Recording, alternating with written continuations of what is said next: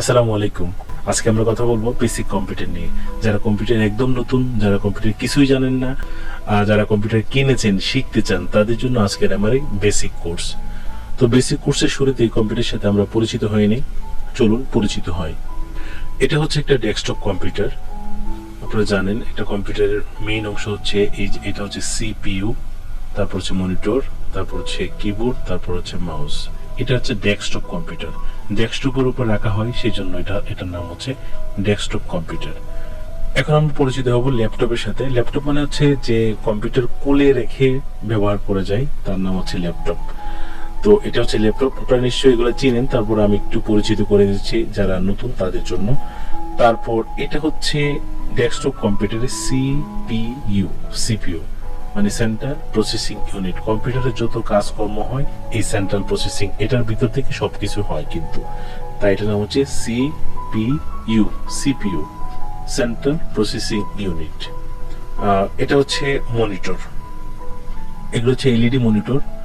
আগে ছিল CRT monitor. এগুলা বিভিন্ন টাইপের হয়, বিভিন্ন ডিজাইনের হয়, বিভিন্ন কোম্পানি বিভিন্নভাবে মনিটরগুলো করে। এটা হচ্ছে মনিটর, এটার সাথে এতটুকু পরিচিত হন।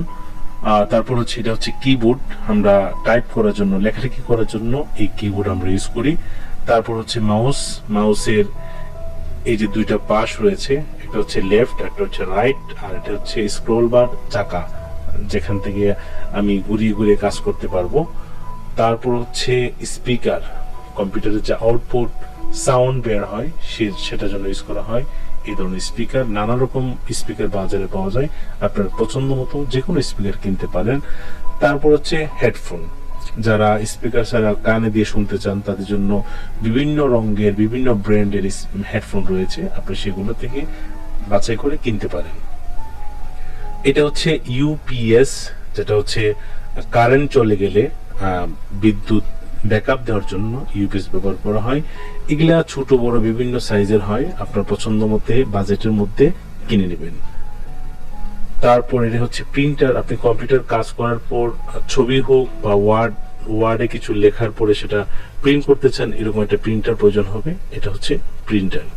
তারপর হচ্ছে স্ক্যানার, এটাও কম্পিউটারের জন্য খুবই গুরুত্বপূর্ণ। আপনি একটা ছবি স্ক্যান করে ভিতরে নিতে চান, কোনো ধরনের ডকুমেন্ট স্ক্যান করে ভিতরে নিতে চান, সেটাও আপনার এই স্ক্যানার প্রয়োজন হবে। তো আমাদের কম্পিউটার পরিচিতি মোটামুটি শেষ।